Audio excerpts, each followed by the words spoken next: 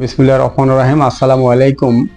আমি আমার গত দুটো পর্বে ফাগুন মাসের পুকুর এবং মাছের পরিচর্যা নিয়ে আলোচনা করেছিলাম। আজকে আপনাদের সাথে আলোচনা করব ফাগুন মাসের খাদ্য ব্যবস্থাপনা নিয়ে। এটা শুধু ফাগুন মাস নয়, ফাগুন মাস থেকে শুরু করে পুরো গ্রীষ্মকালীন যে খাদ্য ব্যবস্থাপনা, এটা নিয়ে আলোচনা করব। কারণ যেহেতু ফাগুন মাস থেকেই আমাদের শীতের পরে গরমের সময়টা শুরু হয়, সেজন্য আমি বলছি ফাগুন মাস। আর এই সময় যখন মাছের বৃদ্ধিটা এখন শুরু হবে, কারণ শীতের সময় তো মাছের দেহটা অনেকটা সংকুচিত হয়েছিল, অনেক টিস্যু বা কোষ মারা গিয়েছিল। এখন সেই সংকুচিত দেহটা অনেকটা রিল্যাক্স হবে, কারণ ওয়েদারে পরিবর্তন হয়েছে, এখানে নতুন টিস্যু এখানে তৈরি হবে মাছের দেহে এখন। তো এই সময় থেকেই মাছের দ্রুত একটা বৃদ্ধি শুরু হবে। তো এই বৃদ্ধিটাকে নিশ্চিত করার জন্য আমাদের সেই উপযুক্ত মাত্রার যে খাদ্য, সেটাও তো আমাদের প্রদান করতে হবে। আর শুধু খাদ্য প্রদান করলেই তো হবে না। আপনি দ্রুত বৃদ্ধিটা নিশ্চিত করলেন, কিন্তু ভালোর পাশাপাশি তো খারাপও রয়েছে। এখানে তো ভালো ব্যাকটেরিয়ার পাশাপাশি অনেক খারাপ ব্যাকটেরিয়াও এসে মাছের বা দেহে আক্রমণ করবে। সেক্ষেত্রে সেটাকেও তো আমাদের প্রোটেকশন দিতে হবে। আমরা শীতের সময় যেমন খাদ্যের সাথে তেল চর্বি জাতীয় উপাদানটা বেশি একটু মিক্স করেছি শীতকে প্রোটেকশন দেওয়ার জন্য, এখন কিন্তু তেলের প্রতি অতটা গুরুত্ব দেওয়া যাবে না। এখন আমাদের যে চারটা বিষয়ের উপরে গুরুত্ব দিতে হবে, নাম্বার 1 হলো ক্যালসিয়াম, নাম্বার 2 প্রোটিন বা আমিষ, নাম্বার 3 ফাইবার বা আঁশ, নাম্বার 4 রোগ প্রতিরোধ ক্ষমতা তৈরি করা। আচ্ছা, এটা মাছের দেহে আমাদের তৈরি করতে হবে। কারণ আমরা যখন সেই বৃদ্ধির উপযুক্ত খাদ্যটা আমরা মাছকে প্রদান করব, তখন মাছটা যে বৃদ্ধি হবে সেখানে যেন কোনো ব্যাড ব্যাকটেরিয়া এসে এই বৃদ্ধিকে বাধাগ্রস্ত করতে না পারে। মূলত এই চারটি বিষয়ের উপর আমাদের খেয়াল রাখতে হবে। পাশাপাশি আমাদের এখানে একটু সাপোর্ট দিতে হবে মাছের রং উজ্জ্বল করার জন্য। এরপরে কিছুটা পরিমাণে ফ্যাট। রং উজ্জ্বল এই জন্য বললাম, কারণ মাছের দেহের রংটা যতটা গ্লেসি হয়, যতটা চিকচিকে হয়, ওই মাছের কিন্তু বাজার মূল্যটা ভালো থাকে। কাস্টমারের দৃষ্টিটা কিন্তু এই মাছের প্রতি পড়ে, আমরা বাজার মূল্য একটু ভালো পেয়ে থাকি। আর মাছের এই চামড়ার নিচে কিংবা মাংসের পরতে পরতে যখন একটু চর্বি তৈরি হয়, সে চর্বিটা একদিকে মাছের ওজন বৃদ্ধি করে, অন্যদিকে এই চর্বিটা হলো মানব দেহের জন্য যথেষ্ট পরিমাণে উপকারী একটা ফ্যাট, যেটা মানব দেহের যথেষ্ট উপকার করে, বিশেষ করে হার্টের উপকার করে সবচেয়ে বেশি। তাহলে আমাদের দুটো লাভ হলো, একটা হলো মানব দেহের উপকার হলো, দ্বিতীয়ত হলো যে আমি ওজনটাও একটু বেশি পেলাম।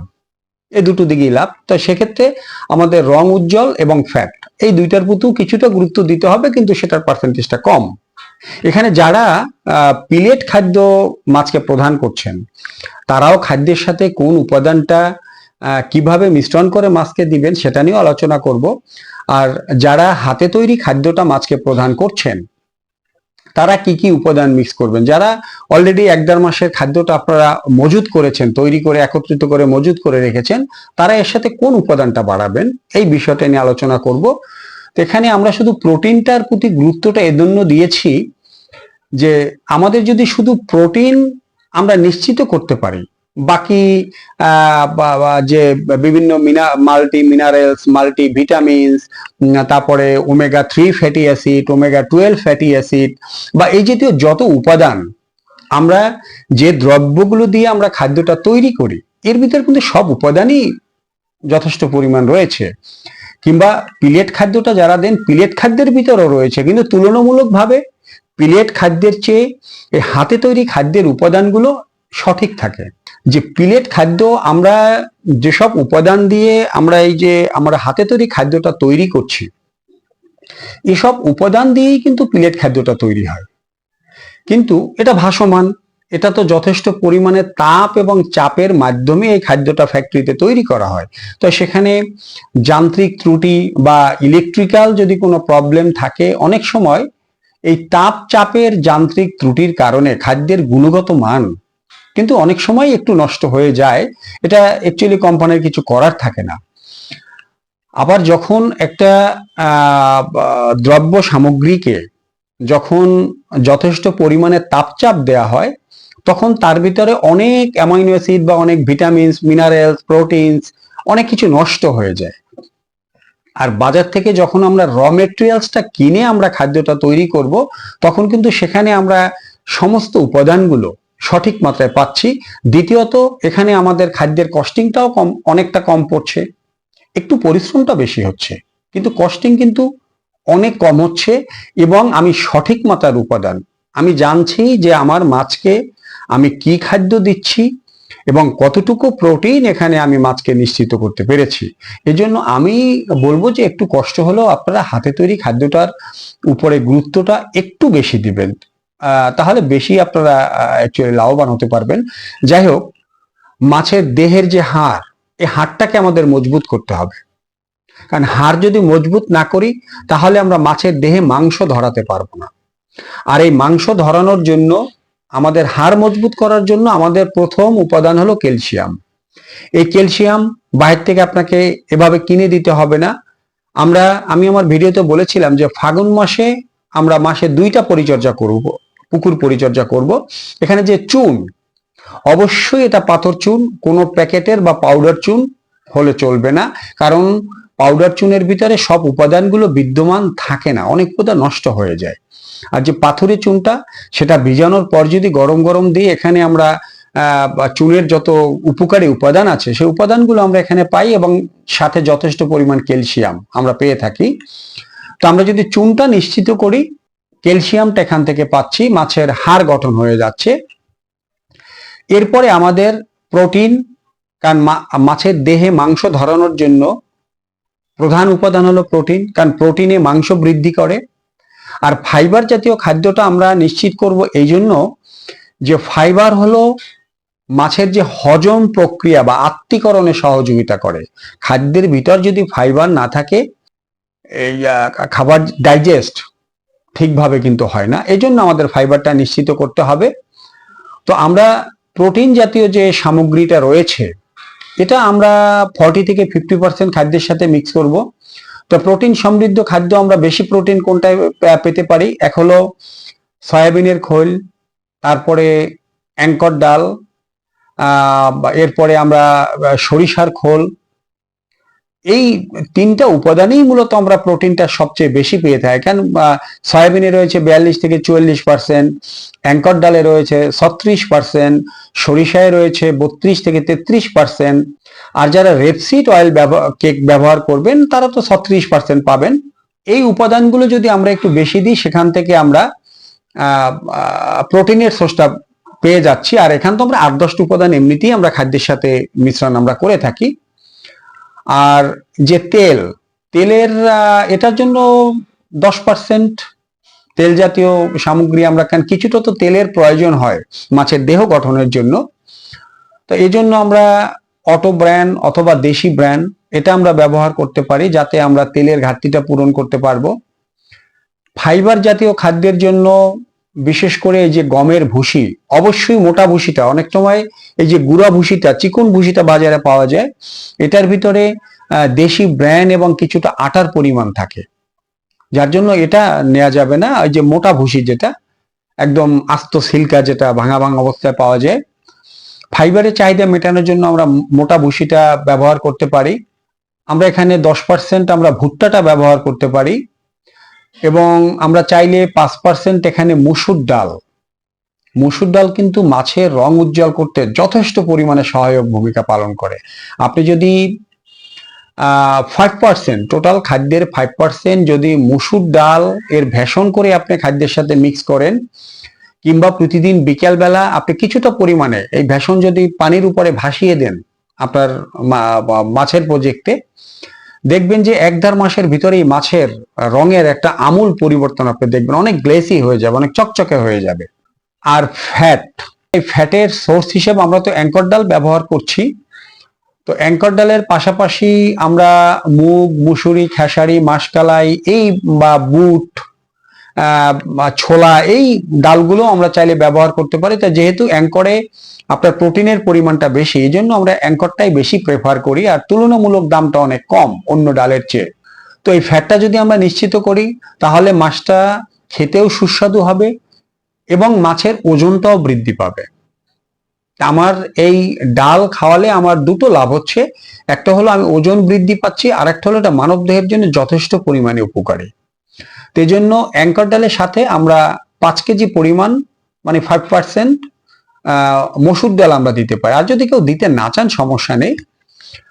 আর উদ্ভিজ্জ আমিষ কখনোই আসলে দুর্বল না, কারণ প্রাণীজ আমিষ এটা যদি সংরক্ষণ করা হয় অনেক দিন, আস্তে আস্তে প্রোটিন মানটা কিন্তু অনেক কমে যায়। প্রতি মাসে 3 থেকে 4%, 5% আপনাদের প্রোটিন মানটা ডাউন হয়।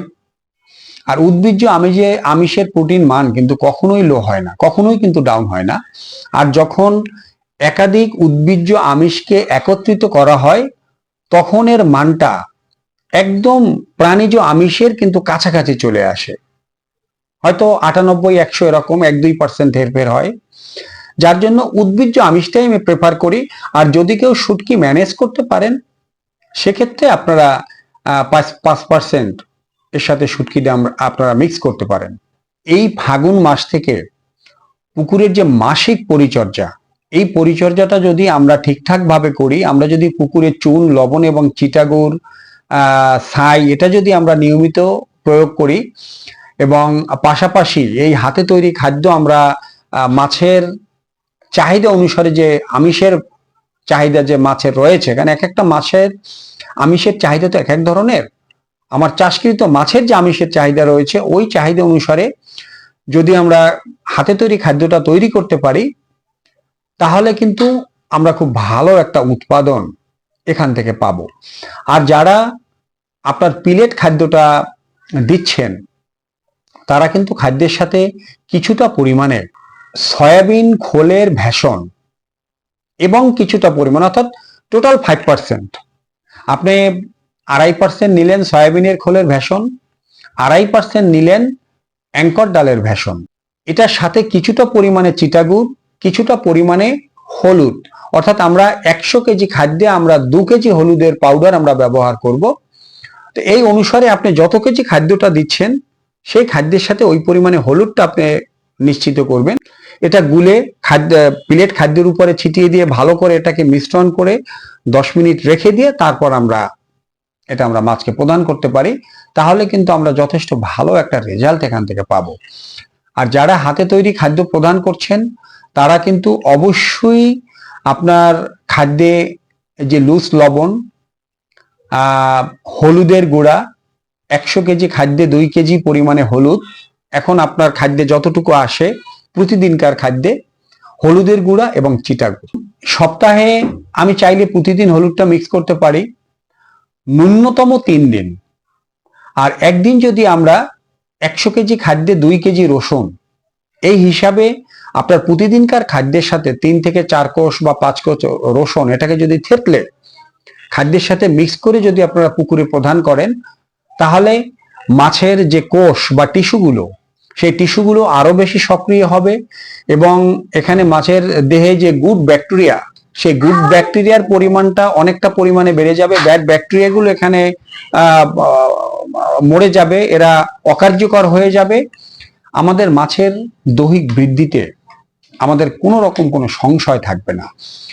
আর আপনারা হাতে তৈরি খাদ্য হোক বা প্লেট খাদ্য হোক, যে খাদ্যটাই ব্যবহার করেন না কেন, অবশ্যই সপ্তাহে 6 দিন আপনারা খাদ্য প্রদান করবেন এবং একদিন মাছের পুকুরে খাদ্য প্রদান থেকে অবশ্যই বিরত থাকবেন। কারণ আমার হাতে তৈরি বা প্লেট খাদ্য যাই হোক না কেন, এখানে কিছুটা খাদ্য কিন্তু ওয়েস্টেজ হচ্ছে, এটা পুকুরের তলানিতে জমছে।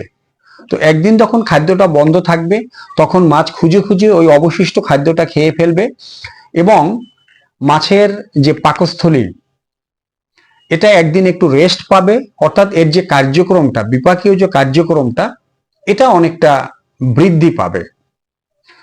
তো আপনারা সপ্তাহে 6 দিন খাদ্য প্রদান করবেন, তার ভিতরে 5 দিন আপনারা দিবেন এই প্লেট খাদ্য অথবা হাতে তৈরি খাদ্য। 5 দিন এটা দেওয়ার পরে একদিন কিছুটা পরিমাণে মিষ্টি কুমড়া অথবা লাউ, সিজনাল সবজি আপনারা যেটা কম দামে পান এখানে মিষ্টি কুমড়া হলে সবচেয়ে ভালো হয়। হয়তো আপনি পুকুরে 20 কেজি খাবার দিচ্ছেন বা 50 কেজি খাবার দিচ্ছেন, সেখানে আপনি একদিন 5 কেজি, 7 কেজি বা 10 কেজি মিষ্টি কুমড়া একটু হালকা সিদ্ধ করে এটাকে আপনি পুকুরে ফেলে দিলেন, কিংবা আপনার প্লেট খাদ্য হোক বা হাতে তৈরি খাদ্য হোক, এর সাথে 4-5 কেজি মিষ্টি কুমড়াকে একটু সিদ্ধ করার পরে এটাকে এর সাথে ভালো করে মিক্স করে একটা মন্ড করে তারপর আপনি পুকুরে এটা প্রদান করলেন। এতে কিন্তু যথেষ্ট ভালো একটা রেজাল্ট পাওয়া যায়। কারণ রুচির পরিবর্তন প্রতিটা প্রাণীর ক্ষেত্রে রুচির পরিবর্তন করা অত্যন্ত আবশ্যক। কারণ আপনি কিন্তু এক নাগারে প্রতিদিন একই খাদ্য খেতে ভালো লাগবে না। একটু খাদ্যে একটু রুচির পরিবর্তন না আনলে খাওয়ার যে চাহিদাটা, স্পৃহাটা, সেটা কিন্তু নষ্ট হয়ে যায়। মাছের ক্ষেত্রেও কিন্তু তদ্রূপ।